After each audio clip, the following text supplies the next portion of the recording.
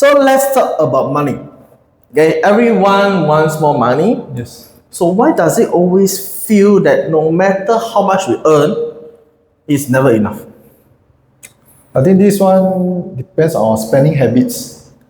Is it a spending or is it a earning problem kind of a problem? I think it's how your mindset about money. Because one example is when we just finish studying and we start working, we'll be earning 2 to 3K. Nowadays, I'm not sure what's the market rate, but during our time it was about there. Yeah. Okay, so most people, when you just started getting your first salary paycheck, you have the habit of spending every single cent. That's very true. Yes. Yeah. So- Even till now, after so long of working, I also spend every single month. So this is the habit that everyone needs to have, is to start saving no matter how small you have. Okay, so let's explore it out. Okay, lifestyle inflation. So when income increases, spending also increases automatically. Yes. So for example, like what you say, you earn $2,000, you live like the $2,000. Okay, but what if you earn a $4,000? You have a sudden urge of having a better phone, having to eat a nicer food instead of a hawker center. You maybe eat a restaurant, or you take a Grab instead of taking a bus. Correct? Yes. So I think most people, when they just started their job and getting their pay, so usually when your first paycheck you will spend, because normally you will treat your family or close friends to a nice meal for your first paycheck, but subsequently you will, if you do not have the habit of saving, you will start spending. Every year change phone, Yeah. buying a new laptop, buying a new earpiece, buying a new watch. I mean, every single year, Apple actually come out with new phone, like iPhone 15, iPhone 16, now iPhone 17. I think every single brand of phones, right, they will do that. Every year they'll come out. Yeah, with new everybody will look at the phone, and then that comes the comparison trap. phone. Okay, we always compare with people earning more, people buying something that is new, and you will start to compare yourself. Like for example, I have a friend who have an iPhone 17 versus I have an iPhone 15, for example. I will always compare myself. Oh, he have an iPhone 17. Okay, since now I'm earning more, maybe I should also upgrade. So this is always the trap. Yeah, and social media actually makes it worse. I agree. Yeah, with all the advertisement of the new products, or people having review of a new phone, or maybe people doing the ASMR unboxing. Yes. Yeah, it tends to make you want to keep up with friends, and when you want to keep up with friends, it's equals to unnecessary spending. Yes. So for me, spending is always towards a need or a want. So that's how you. So for me personally, I have a 7-2-1 sequence.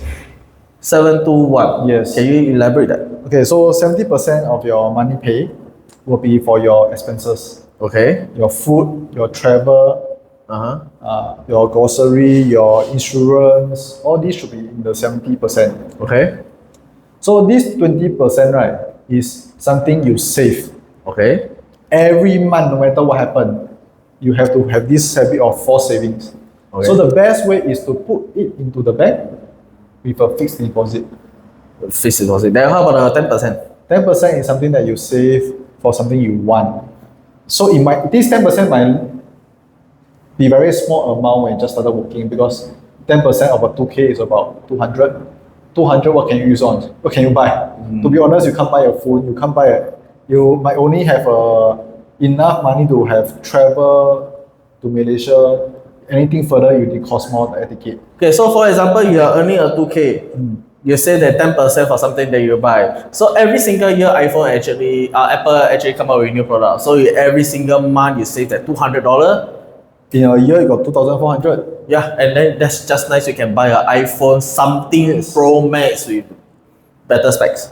Correct? But in something you want, or it also can be an emergency savings. I mean, everybody wants a new iPhone. Even I also want a new iPhone, but I don't have the money to buy it.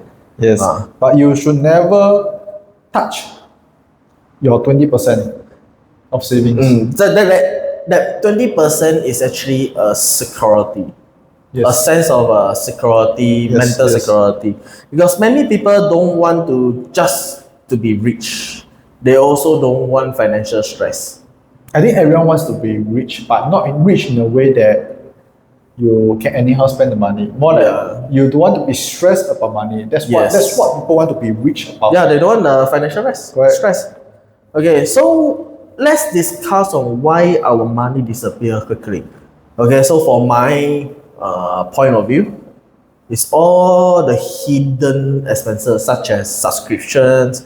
I have a Netflix, I have Disney Plus, I have Spotify, I got YouTube subscription. All in all, ends up to close to $100 every single month without fail.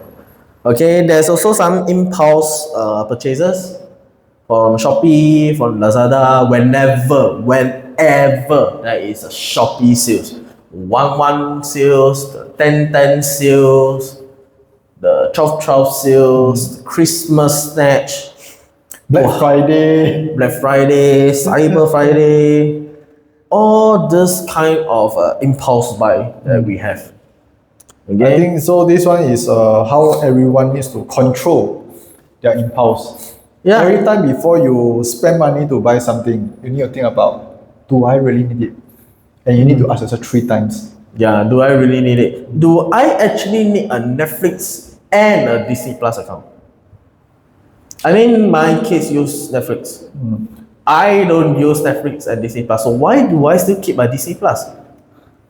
Sometimes I ask myself this question, but whenever I want to cancel the Disney Plus subscription, my kids suddenly want to watch Disney Plus. Yeah, so I cannot on and off. This month buy the plan, then next month don't buy the plan. So all in all, the subscription just roll over, just like that. Okay, and there's also certain hidden expenses, like for example, your meal, eating out versus cooking at home. But for me, sometimes I feel that when the amount of money that I use to cook at home is actually more expensive than when I'm eating out. Do you find that? It depends on where you get your groceries from. I mean, the closest to my house is a NTUC fair price, Is it a finance or normal NTUC? a normal one. Number one. So I have experience where I spend over $40 on buying groceries to cook 2 to 3 meal. Okay, For how many people? for 3.5 people, because that 0.5 is my kid, my youngest. Versus I go hawker and takeaway. And how much do you spend? Well, I share with my child, so probably $4-5 per person. That's close to about 15. 15. So times 2, 30. Versus my grocery that is 40 that I cook to me. So there's a slight price difference. But if you get a grocery from the wet market, it might be cheaper. That will be different. Yes. So you see, this is the reason why sometimes you feel that eating out is cheaper than you cooking yourself. Yeah, but that is the problem. Wet market are slowly disappearing. Don't you find that? You are unable to really find a wet market in the northeast part of The newer country. estates. The newer estate, right? You can only find a wet market in the older estates such as Bukit Batok, Tampines, Pasir Ris, Toa Payoh. Ang Mo Kio also have? Yeah, but you just have to travel out. So the traveling out also incur certain expenses. And also time. Yes. So I think time is a factor when people consider where to buy their groceries. Okay, is a part of a convenience. Yeah. Yeah. So those are the small spends. Okay. But however, if you spread it out to in a month, actually it also add up quite a lot. Yeah, for example, if you take a public transport just to go to a wet market, if you go to have a whole entire family, it may cost up to about $8. Correct. Okay, for on a public transport, $8 a day is actually $240 a month. But actually, we don't count it that way lah, because you don't go to wet market every day, right? Usually, you stock up 3 days to a week of groceries. So if you times 4, it's about $20+. I'm not saying that it's not money, but the money actually is a smaller sum. Yeah, so if I buy my groceries in a nearby supermarket, I spend $40. Maybe I can save like $10 in a wet market, but the $8 also any include, so it's also sum up to about 38. So for me, it's a bit different. At the end of the day, I feel that cooking at home still cheaper than eating out. But because for me, I don't buy the groceries, so my mother-in-law is the one that will buy. Always travel to wet market to buy the groceries. So I follow her sometimes, so I do know the pricings of wet market, and it's way cheaper. Like maybe you can get. She always buy close to 100 or 200 of meat and fishes. Which can last you for a month. About that, because you frozen food, you Yeah. freeze the meat and the fish. So I wouldn't say it really lasts a month. Sometimes you buy $40 of salmon. So if you go to a wet market, always ask your seniors to come along. You need to experience that. Okay, number one is the experience. Number Yes. two, use their money. Not use their money. You need to have the experience and use your own money. Okay. Another factor that contributes into why our money disappears quickly is we are not tracking our expenses. Yes. Because to be very honest, sometimes I also don't know where all my money goes. Yeah, be it on a rental, be it on petrol, because I'm a Grab driver, so I always eat out. So whenever I feel like eating, I'll just chicken rice, add chicken, Add rice. add rice, because it's very hungry. Egg. Yeah, so whenever I see my bank, I got this amount. After eating, I see my bank, how come so many? How come the amount like disappear so quickly? So that's why tracking your finances is very important. Like I mentioned before, 721, your this 70%, you need to track on where you are using the money also. Because some of the expenses are not necessary, or because I know everyone got cravings, like sometimes you need a bubble tea fix, or you want to have a better meal to celebrate your day, or either a promotion or whatever. But do you really need to eat restaurant every day or every week? Or do you need to go to atas cafe every time? If I'm rich, yes, but I'm poor, so no. But I think it's not about, I believe even the well-doing people in Singapore, they also don't eat very nice food in restaurant every single day or every single meal. Really? Yeah, I do know some people who are earning 5 digits, but they still go to hawker center. Wow. Okay. Yeah. Well, maybe because they earn 5 digit, they also spend 5 digit. That's why they also choose to eat hawker center. I don't know, but I do see people who are driving good cars, living a very good life. Of course, but they you still, buy- they still eat at a hawker You have center. a good car, your installment per month is so high. But their earning is high too. Yeah. Yeah. Okay. Probably I will just highlight the last factor. Okay. Poor financial habits. Like what? Meaning to Example? say your 721, they don't have the 2. No emergency fund. Under the 70% of the money, there is no limit for fund money. Meaning to say you're spending more on fund rather than you pay what is necessary. It's more on want than the needs. Okay? And you buy without thinking, which equivalents to impulse purchase. Do I want this? Or do I need it? So you need to track where you spend your money. Yeah, so for example, iPhone 16, iPhone 17. Do I want an iPhone 17 or do I need an iPhone 17? Because my iPhone 16 still works fine. Yes. Yeah, if it works fine, you don't need it. Correct. Unless the phone lags, the screen is cracked, Or green lines. your green line, or maybe the storage is not enough. Maybe you buy a 128, you need a 512 GB. Yeah, that's where is a need. Yes. Correct? Okay, so let's talk about the smart money mindset. Okay, we want to elaborate the 721. How to set a good mindset? So every month after your CPF deduction, maybe you are earning 2K as a gross. Take example, easy to count. 20% go to your CPF. So you you always let- start to save before you spend. Yes. Uh, Correct. You start to segregate your money even before the day you receive your pay. okay. So you don't segregate based on your gross salary because gross salary you haven't deducted CPF. You get what I mean? Yeah. So you should always use the 721 after deducting your CPF. So imagine earning 2K, your take home pay is about 1.6. Alright? So 1.6, right? 70% is about 800-900. Okay. Around there. Correct. Then 20% is about 320. So this 70%, right, you need to make sure that, okay, this 70%, how much go to my insurance? How much goes to my food expenses per month? How much goes into my travel expenses per month? For my bus, MRT, all this.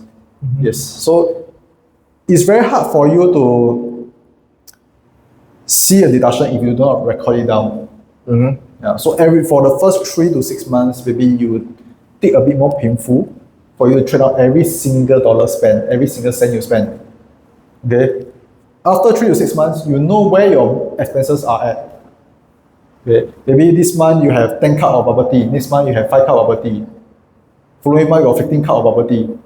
So every month there's a difference in this amount.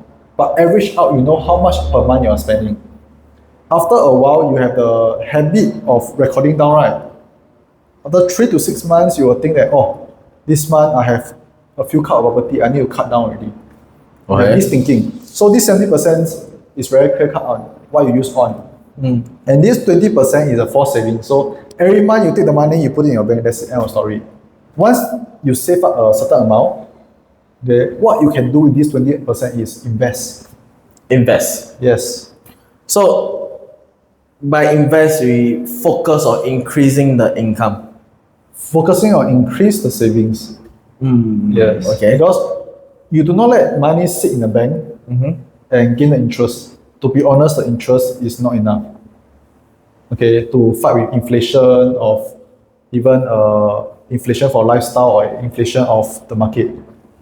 But you still have to bear in mind on choosing the right investment. Correct. Always go and understand. Never follow trends. That's what I believe. Because trends is something that people have already earned from it. Yeah, and So not if- necessarily when you follow their footsteps, you can earn. Yes, because most of the time when people share their earnings, right, they have already earned from there. By the time you enter that market, you might not be earning.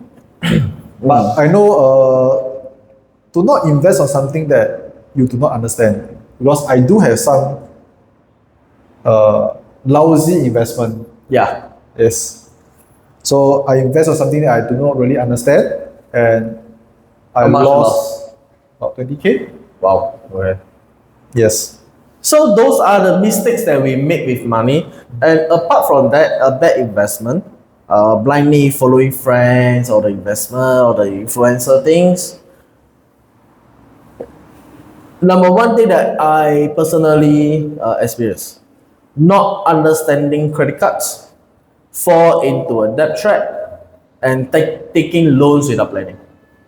Okay, so from my personal experience, I've been in credit card debt for don't know, God knows how many years now. Okay, until I start to apply for a debt repayment scheme, which is a pre-bankruptcy, and I start to repay via the Ministry of Law. Okay, so what mistake that I did is I only pay the minimum of what I owe For a credit for a card. credit card. Right. And what happened is, it made me force into a debt trap. And the interest keep increasing. And with the interest that increase, okay, the amount of interest is actually the bare minimum that I pay. so every month you're actually not paying the money you spend, you're paying the interest Yes. on the money that you spend. Correct. And that made me fall into a debt trap. Okay, because every single time I use a credit card, I spend and spend and spend, and end of the month, the bill comes out to, for example, 2 to 3K. And I only return the bare minimum, which is $50 or $100. So this one is something that everyone must Yes. take note when they are And using a when- credit card. Yeah, when the credit card bills start to build up until the amount that I cannot pay, I start to take loans. I start to take loan to go and repay. And for example, some of the lesser money lender, they only offers like 3 months of repayment or maybe 6 months of repayment. So for example, if I take out a loan of $3,000, I need to start repaying $300 to $400 per month. Okay, for 6 months. And for 3 months, probably $1.2 thousand. Okay. And that take a very big pie in my earning, in my income.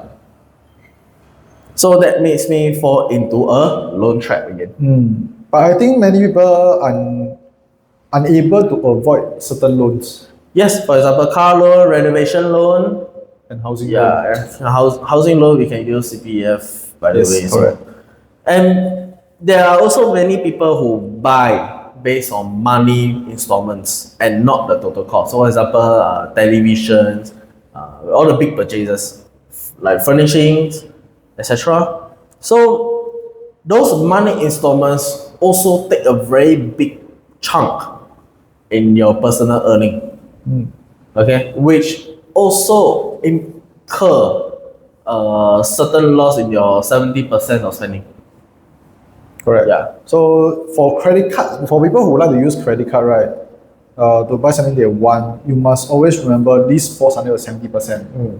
Because the 10% of savings that you use to buy what you want, right, is sometimes not only used for something you want, also for something that birthday celebrations, you need to buy a present.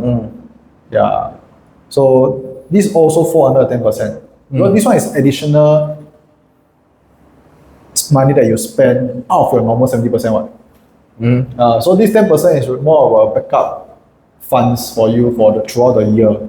And every time you save enough in this 10%, right, actually you can even put it into your 20% savings account to invest.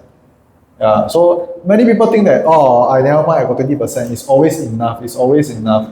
But this, don't forget, this 20% is your emergency funds in the event that maybe you lost your job or due to accident you're unable to work. But because of the certain debt trap and the low taking, it may sometimes take away the 20% because there is an emergency fund anyways. So when you don't have enough money, you tend to touch your savings. And the more you touch on the savings, the more you are in this vicious cycle. So the self-control is very important. Yes. Because I believe even when you're in debt, you need to the habit of even saving every month. So you must always think whether you need it or is it a want. Well, recently I read a book of this guy. Oh wow, you read a book. Yes. Wow, you can read books. Yes. So I read a book of this guy who was in debt for about close to 50K to 100K. Okay. And his monthly income was only about 2K. You're sure you are reading about book and not reading about me? No. I read a book about this. So what I learned from it and is not very far off from what I have been doing in the past. Okay. He said he's in a debt, but every month he still makes sure that he save a portion of his salary. The rest, then he will pay off his debt. And when he said this 20%, right, he doesn't he don't use this 20% of savings to repay his debt. He use this 20% of savings to invest and let the money grow. That's how he was able to clear the debt in less than 3 years. Wow. Okay. Yes, because every month you are actually using this 20%, right? You're actually paying off the interest and paying off the money that you own, and your money will never grow. In order for you to get out of a debt situation, it's not just about paying off the debt. You need to have a bit of money at the side to let you grow. It might seem small at the start, but what about 10 years down? Okay, 10 years is a bit too long, but what about 5 years down? I think 5 years is a time frame that we can visualize. Right? So 5 years down the road, every month you are saving 200. 5 years down the road, how much it is? You're close to 10K. And this 10K, you can invest in something in the market. Yeah. And of course, when you're investing, okay, do read up and do understand how the investment will be like. Okay. Yes. So we have to close this episode. So I will start the closing by summarizing. Okay. Never get into a debt trap. Okay. Yes. How much you use for your credit card, you pay how much. Okay. Because And try to pay off within the next 1 to 3 months. yes, correct. Okay. Never take a loan that you can't pay off. Okay. And for some hidden expenses, always track what kind of expenses that you need or you don't need. For example, if you have a Netflix, actually you don't really need a DC Plus. Okay? And understanding the investments that you make. Correct. Don't go into a investment without understanding it. No Okay. matter what people say. Okay? How about you? For me, investment is very important. You know, that's what I believe that the money will grow. However, like what you mentioned and what I mentioned before, never listen to what people say about investment. Do your own study. When I lost the 20K investment, I did study a bit. I did read up about the company, everything. But end of the day, it still became a bad investment. So if you don't understand the investment, example like crypto or forex, all these, right? Do not put your money there. You may need to pay someone to help you invest better than you losing the money. Yeah, that's about it. Okay, so small habits build stability, stability builds confidence, confidence builds wealth. Okay, your financial future doesn't depend on how much you have today now. Okay, but it only on how consistently you care for it starting now. So if you want to build your wealth, start saving now. Yes. Okay. If you like this episode, please like, share, and comment. You will do us a great pleasure in doing so. Okay. You can comment down in the comment box. Yeah, you can hear this in Spotify. You can hear this podcast in Spotify. We will be uploading every alternate Tuesdays. Yes. So please look out for it and press the notification bell on YouTube so that you can get notifications. Okay, when we start up our uploads. All right. So we'll end our podcast. Thank you. This is Ryan. This is Sean. And goodbye.